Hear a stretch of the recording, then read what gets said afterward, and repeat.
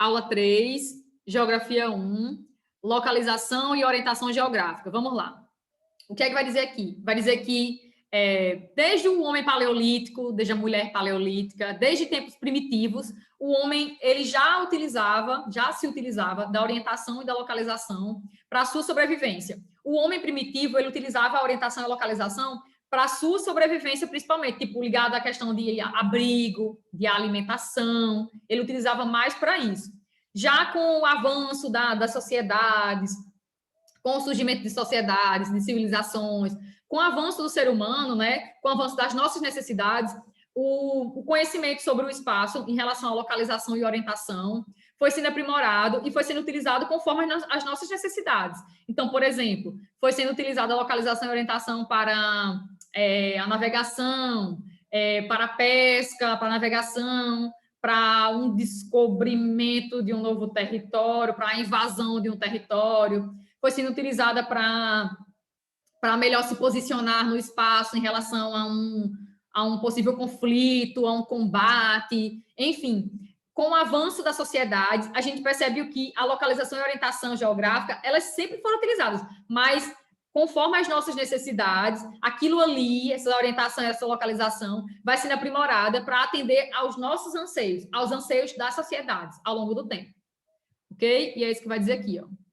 Desde os tempos mais primitivos, a história da humanidade foi acompanhada por um conhecimento vital para a sobrevivência e expansão da civilização, a localização. Então, por exemplo, os homens primitivos, o homem lá do Paleolítico, do Neolítico, eles utilizavam mais a questão dos astros, né? Observavam os astros para se orientar, então observavam o Sol, a Lua, o conjunto de estrelas, as constelações, para se localizar, para se orientar no espaço. Aí veio com a invenção da bússola, melhorou já, principalmente para essa questão de se localizar, saber onde é o norte, onde é o sul, se posicionar em alto mar, melhorou para a navegação, estudando os ventos, foi necessário estudar os ventos para saber aí a questão, para a navegação, as chuvas para a agricultura. Então, a gente percebe que, de início, o homem se utilizou de algumas coisas para se orientar e se localizar, mas principalmente para a questão da sobrevivência, tipo para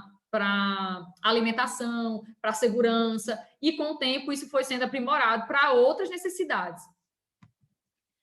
Então, olha, por exemplo, a orientação esteve presente quando os primeiros seres humanos migraram em busca de alimentos, quando os homens eram nômades. Então, eles se orientavam no espaço, seja através do sol, da lua, das estrelas, de uma rocha, de um rio, de uma montanha, eles se orientavam.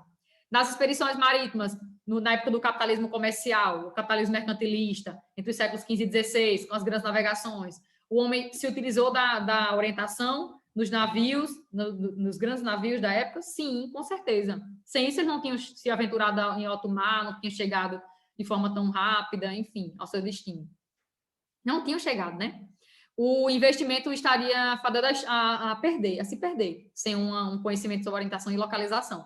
Durante a Guerra Fria, com a corrida armamentista, também foi necessário um conhecimento maior sobre orientação e localização, para deter maior controle sobre armamentos, enfim. A própria corrida espacial também surgiu, né, na Guerra Fria. Era necessário também esse maior conhecimento sobre orientação e localização do espaço.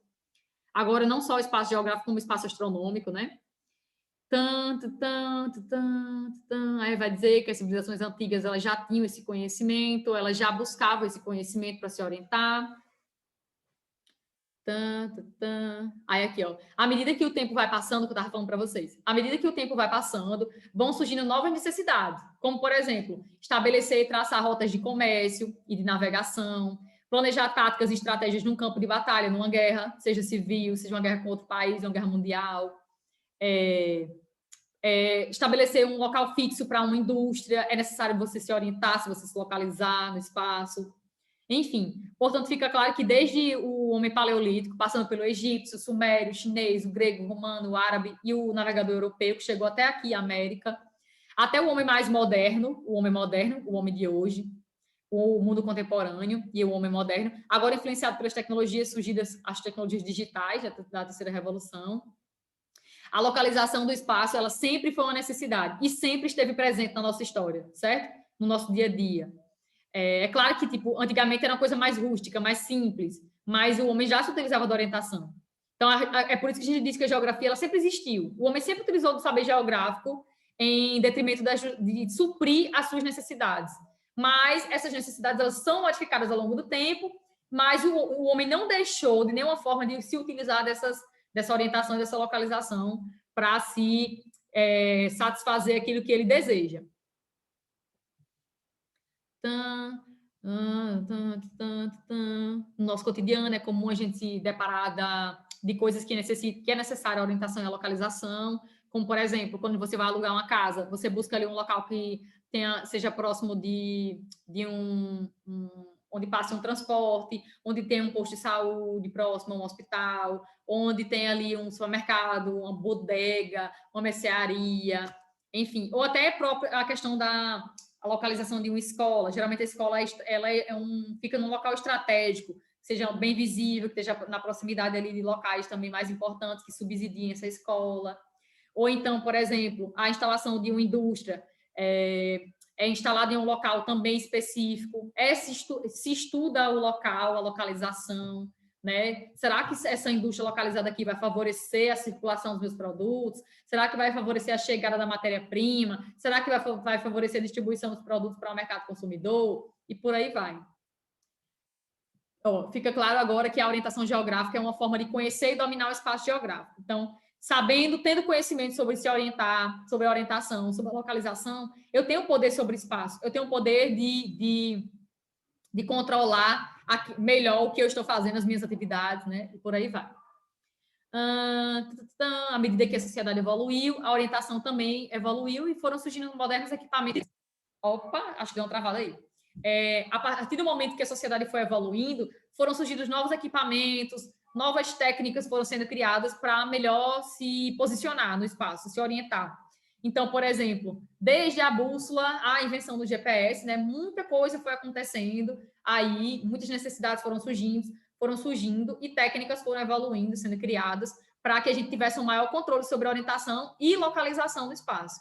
Aí aqui, vai falar dos primeiros modos, né, que o homem se utilizou para se orientar e se localizar no espaço, que foi através dos astros, né? Primeira forma que a gente utilizou aí, de certa forma, para se localizar e se orientar no espaço foi a observação dos astros, né? Do Sol, da nossa estrelinha, que ilumina nosso sistema solar, o Sol, a Lua, que é o nosso satélite natural, e que orbita a Terra, e as estrelas, né? O homem também observava o conjunto de estrelas, alguns conjuntos de estrelas no céu que formam as constelações. Uma constelação nada mais é do que um conjunto de estrelas que formam um desenho. Tem algumas constelações que elas só existem no hemisfério norte ou no hemisfério sul. Então você já sabe, peraí, eu estou no hemisfério sul. Tipo o Cruzeiro do Sul. O Cruzeiro do Sul, ele só pode ser visto aqui no hemisfério sul. Então indica o quê? Indica que você vai estar no hemisfério sul. Eu sei que eu estou no hemisfério sul, eu estou vendo aquilo ali, Cruzeiro do Sul, então eu vou estar no hemisfério sul. Certo? Então, assim, é um exemplo de que era uma forma que os nossos primitivos utilizavam para se orientar e se localizar no espaço.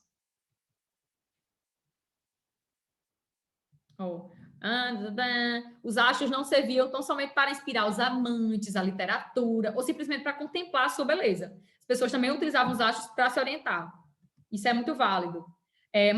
Mas outra coisa, depende muito de alguns fatores. Por exemplo, eu quero me orientar a partir do Sol, da nossa estrelinha. Quero me orientar a partir da Lua, ou quero me orientar a partir de algumas constelações. Vai depender. O céu está limpo, você vai estar tendo visibilidade ali daquela constelação total, você vai ter visibilidade ali da Lua, o céu está limpo. É importante que esteja limpo para você melhor se orientar. Que mais? A condição do ar, a localização do observador na Terra, a sua distância em relação à linha do Equador também é significativa para você se orientar. A época do ano, conforme a estação do ano, a utilização de equipamentos astronômicos para alcançar uma orientação mais próxima da precisa. Então, se eu estou com uma bússola, um GPS, vai ser muito melhor para me orientar do que se eu tiver sem nada, né? Olhar só para a constelação. Enfim. Então, por exemplo, aqui vai dar alguns exemplos, né? Vai falar do Sol. Como é que a gente se orienta através do Sol, da nossa estrelinha que ilumina nosso sistema solar, que nos ilumina diariamente? O nosso Sol, ele faz um movimento aparente. Não sei se você já prestaram atenção, acredito que sim. Quem gosta de observar o pôr do sol, o nascer do sol e o pôr do sol, deve ter observado que o sol ele nasce de um lado e ele se põe no final do dia de um outro lado. Ele surge nas proximidades do leste, ele surge no oriente, no leste, e se põe no ocidente, no oeste. Ele faz assim, ó. Aqui, onde a gente mora, porque a gente está muito próximo do Equador, ele faz isso, ó, e faz um movimento aparente, de leste para oeste. Alguns locais, por causa da sua latitude, ele faz esse movimento aparente também, de leste para oeste, mas ele pode nascer e se pôr na linha do horizonte, ou abaixo da linha do horizonte, dependendo do local, mas aqui ele fica totalmente ao meio-dia, em cima das nossas cabeças. Pode olhar, pode sair da rua aí, quando é meio-dia, ele vai estar em cima da sua cabeça, certo? Ele vai estar pino. Por quê? Porque a gente está muito próximo da linha do Equador, a gente está na zona mais iluminada do globo, na parte que mais recebe radiação de forma direta, né, raios solares.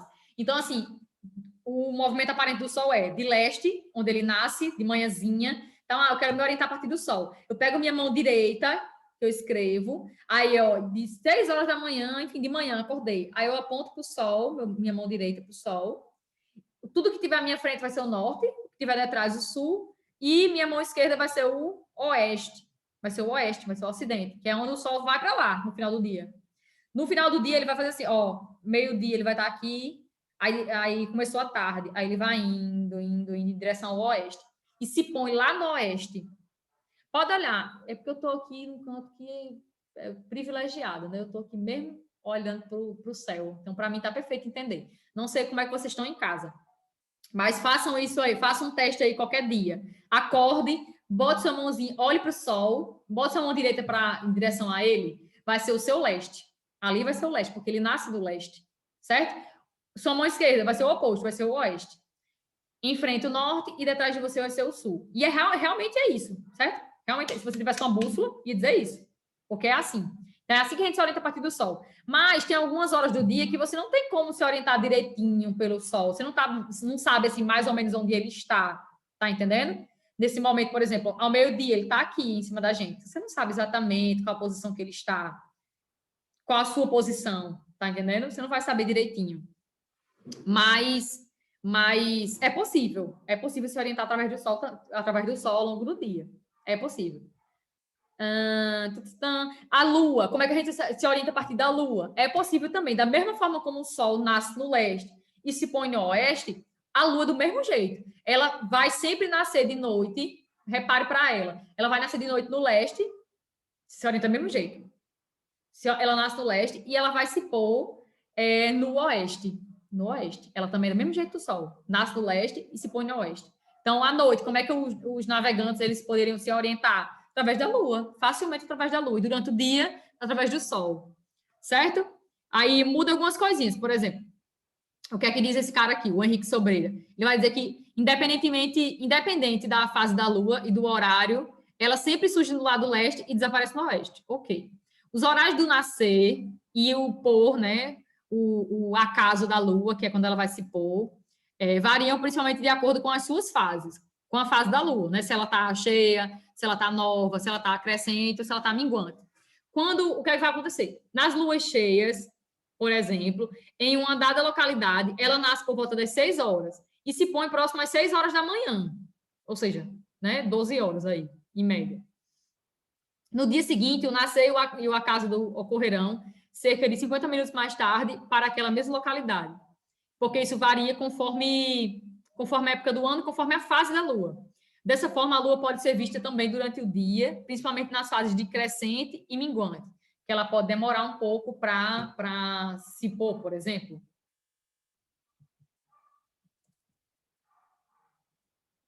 Cruzeiro do Sul, já falei dele, só visto é uma constelação, só é visto no hemisfério sul.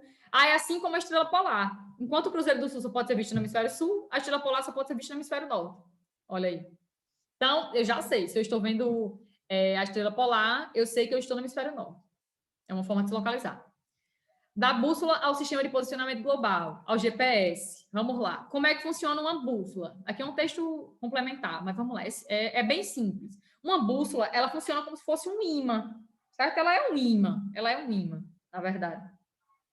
E ela vai apontar, aquele nortezinho que ela diz para a gente, esse nortezinho, é o norte magnético. Ela aponta para o nosso norte magnético. Ela não aponta para o norte geográfico, nem para o sul geográfico. Ela aponta para o norte magnético e para o sul magnético, né? O nosso núcleo terrestre, ele é composto por um conjunto de níquel, ferro e alguns materiais bem densos, bem pesados, né?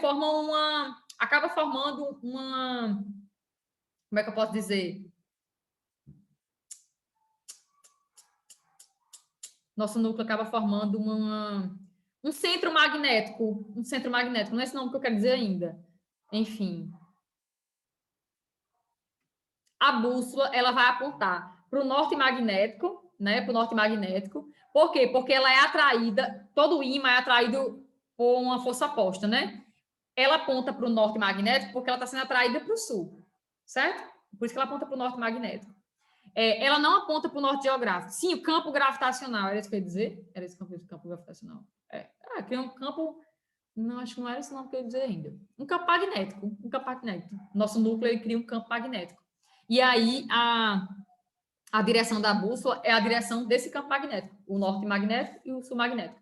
Esse norte geográfico é o norte do mapa. Tipo, no mapa mundi, que eu levo para a sala de vocês, geralmente.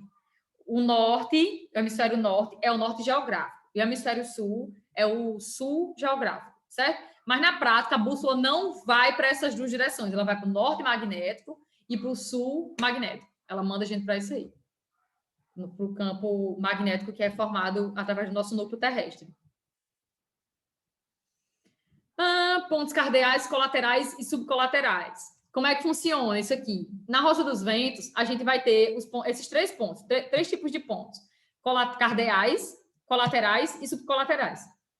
Os cardeais, eles são cruciais para você saber o restante. Se eu sei o norte, tem mapa que vem só o nortezinho. Se eu sei o norte, onde está o norte, eu sei onde estão todos os outros pontos cardeais, colaterais e subcolaterais, certo? Esses pontos aí, eles servem para orientação e localização, para você melhor se posicionar, saber sua posição, para onde você está indo. Então, por exemplo, Caicó é uma cidade localizada na parte nordeste não é nordeste, na parte central ali, já próximo à parte sul do Rio Grande do Norte. Então, como é que eu sei isso, Ana Beatriz? Eu posso olhar no mapinha e eu vou ver a Rosa dos Ventos lá indicando que está realmente ali próximo ao sul, do centro ao sul do Rio Grande do Norte. Então, os pontos cardeais são norte, sul, leste, oeste.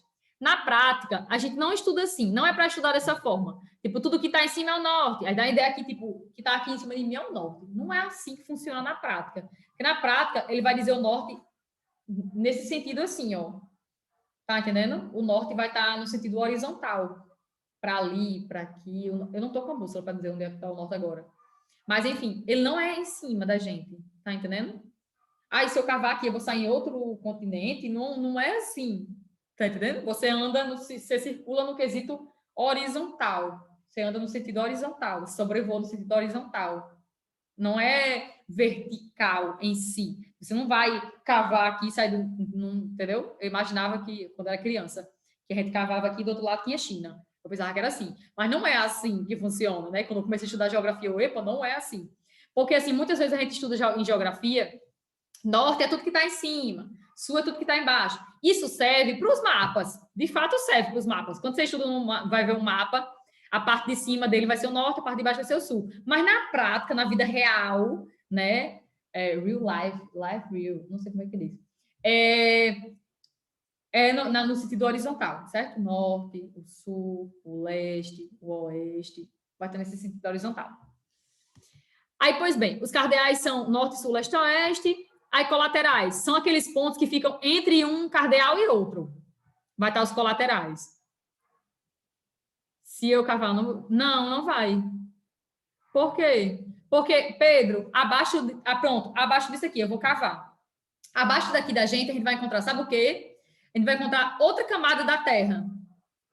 A nossa Terra, o nosso planetinha, ele é dividido em camadas. A gente está na camada mais fina da Terra, mais fina e sólida da Terra, que é a litosfera. A gente está na crosta. A gente está na crosta terrestre. A Terra ela é dividida em crosta, manto e núcleo. Crosta, manto e núcleo. Então, se eu cavar aqui, eu vou chegar no manto, que é onde tem o magma dos vulcões. O magma, ele vem do manto, através de fendas, e sobe até chegar, pela movimentação das placas tectônicas, ele sobe até chegar aqui, na crosta. Mas ele está abaixo da gente, certo? O que está abaixo da nossa crosta é um material fluido, é o magma. Aí, abaixo do manto terrestre, que é dividido, vocês vai ter uma aula sobre isso. Abaixo do manto, vou cavando mais ainda. Vou encontrar o quê? O núcleo da Terra. Aí, depois do núcleo, vou encontrar outra parte do manto e depois a outra parte da crosta. É isso que você vai encontrar. Você não vai encontrar outro continente. Você vai encontrar camadas da Terra. Só isso. Tá entendendo? E o ser humano... Se eu pudesse fazer um túnel... Ah, mas se eu pudesse fazer um túnel que passa por tudo isso, eu chegaria. Não. Sim. Chegaria, meu Deus do céu. Não. Porque a Terra é esférica, sim, entendi. Entendi sua lógica, entendi. Foi mal, entendi sua lógica agora. Mas assim,